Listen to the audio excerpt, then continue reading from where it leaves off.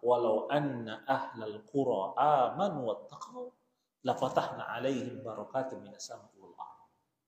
Seandainya satu penduduk negeri itu, enggak disebut negeri mana. Negeri mana saja. Ya, dan Rasul mengatakan la fadla li arabiyyin wala a'jamiyyin. Enggak ada beda. Bangsa Arab atau bangsa bukan Arab, bangsa Ajam. Apa yang membedakan? Ketakwaan. Ya sama juga, mau yang lama, mau yang sebentar, mau yang malamnya lebih lama, mau yang malamnya lebih pendek, atau sebaliknya siangnya lebih lama atau siang lebih pendek. Bukan itu masalah. Ya, bagaimana kita menjadi orang yang bertakwa? Ya, bagaimana kita menjadikan puasa kita itu tidak sia-sia? Karena kita babnya adalah puasa-puasa. Kalau hidup, ya hidup sebenarnya. Kenapa? Karena Nabi secara umum mengatakan min husni islamil mar'i tarkuhu ma la ya'ni. Kebaikan seseorang, ciri seorang yang paling baik, karakter, sifat seseorang yang paling baik itu adalah bila ia mampu meninggalkan yang sia-sia. Bila ia mampu meninggalkan apa yang tidak bermanfaat. Kalau ia mampu meninggalkan yang tidak bermanfaat, dia memiliki karakter paling kuat. Dia karakter paling hebat. Dia karakter paling baik. Karena Rasul yang mengatakan min husni islamil mar'i, di antara ciri kebaikan seorang, ya, kebaikan seseorang, ya, seorang muslim yang paling baik, sifat, karakter, ciri, ya, adalah bila ia telah mampu untuk meninggalkan apa yang tidak bermanfaat, meninggalkan perbuatan sia-sia. Di sini dia. Jadi bukan cuma untuk puasa ini, untuk semua. Cuman karena kita temanya puasa, kita bicara tema puasa. Lihat, di dalam hadis yang lain bahwa Nabi SAW menyebutkan ahwanus siyam tarkus syarabi wat ta'am. Tingkatan puasa yang paling rendah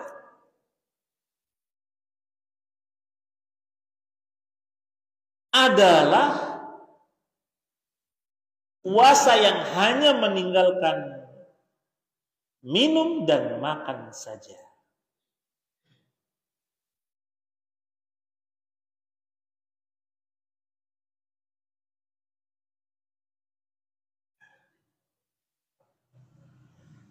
Ya, ini disebutkan dalam kitab Lataiful Ma'arif, ya, yang dikutip dari ucapan sebagian salaf.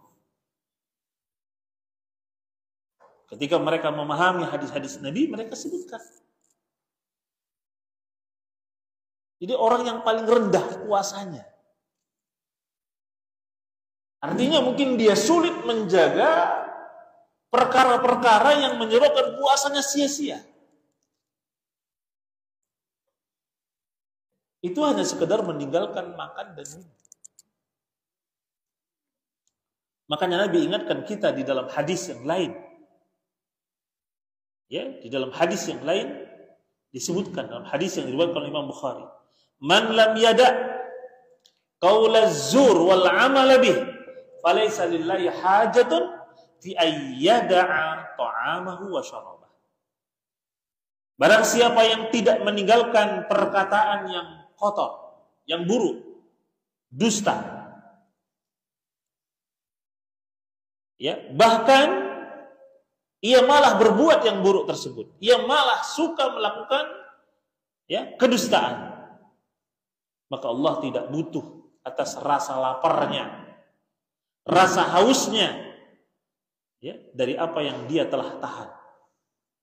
Allah tidak butuh, Allah tidak peduli. Bagaimana kalau Allah tidak peduli lagi sudah? Gak digubris Allah lagi. Tidak dipedulikan Allah. Tidak kau lapar, tidak kau haus. Kenapa? Walaupun engkau puasa, walaupun engkau menahan makan dan minum dan syahwat, tapi kau tidak tinggalkan ucapan-ucapan yang buruk. Kau tidak tinggalkan bohong. Kau tidak tinggalkan tipuan. Kau tidak tinggalkan namimah, adu domba. Kau tidak tinggalkan, ya sifat-sifat burukmu, bahkan kau masih tetap kekeh di atasnya. Allah tidak butuh, tidak peduli, tidak sayang. Udah capek-capek beramal nggak dihitung. Ya, sama nanti di akhirat, ya, di yaumul qiyamah, ketika orang-orang mengaku aku umatnya Nabi Muhammad sallallahu alaihi wasallam, aku umatnya Nabi Muhammad sallallahu alaihi wasallam. Tapi ketika Nabi menanti mereka di telaganya, dan orang-orang yang mengaku berkumpul, ya, kemudian mereka diusir. Mereka diusir. Dan Nabi bertanya, kenapa mereka diusir?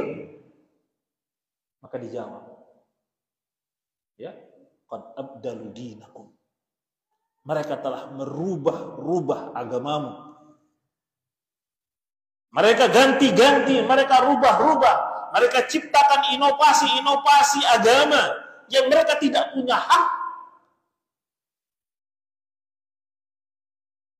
Maka Nabi pun menimpalinya, suhkan. Kalau begitu jauhkanlah mereka dariku, jauhkan mereka dariku. Nah, mereka mengaku umat Muhammad. Mereka orang-orang yang mungkin gemar sholat, gemar puasa, gemar sedekah, gemar amal saleh. Tapi mereka suka merubah-rubah agama. Baik menambahi atau menguranginya. Ya dalilnya apa? Dalilnya ini kebaikan. Masa orang baca Quran salah? Masa orang sholat salah? Baca Quran ya tidak salah. Tapi kalau Anda membaca dengan cara Anda, tempatnya Anda buat sendiri, orang-orangnya Anda susun sendiri, ya bisa jadi nggak benar. Anda tentukan mesti surah ini dibaca di malam ini, atau di tempat ini, ditujukan kemari, dan seterusnya. Ya Anda ditanya, siapa contoh Anda dalam perbuatan ini? Anda sholat apa yang Anda lakukan? Ya, bagaimana kisah ulama, ya, dari kurun terbaik umat ini, melihat ada seorang pemuda yang menambah salat qabliyah subuh dari 2, dia buat menjadi 4 rakaat. Ya, ketika ditanya, kenapa engkau menambah dari 2 jadi 4? Apa katanya? Ayu'adzabani Allah bis-shalah. Apakah Allah akan mengadabku karena aku salat? Maka ulama ini mengatakan tidak. Lah. Allah tidak akan mengadabmu karena engkau salat. Walakin, tapi kata Allah mengadabmu, tapi kata ulama tadi, Allah mengadabmu karena engkau menyelisihi sunnah Nabi SAW. Nah, ini masalah. Jadi bukan perkara yang ringan menyelisihi sunnah.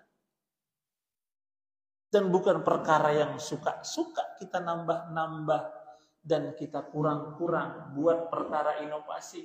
Masa dari dulu sekian aja tambah sedikit. Masa dari dulu ini aja, bubahlah sedikit biar ada inovasi. Kalau itu rumahmu silahkan. Kurang terasnya, tambah teras. Jendelanya kurang, bongkar, tambah jendela. Kamar mandinya kurang, tambah kamar mandi. Kamar tidurnya kurang, tambah kamar tidur. Nggak apa-apa, itu rubah. Tapi agama tidak. Ya, agama tidak. Agama sesuatu yang mutlak. Haknya Allah Ta'ala. Hakullah. At-tashri' hakullah. Hak untuk menetapkan syariat, hak untuk agama ini, siapa yang menetapkannya? Adalah Allah Subhanahu wa Ta'ala, bukan kita. Ya, bukan kita.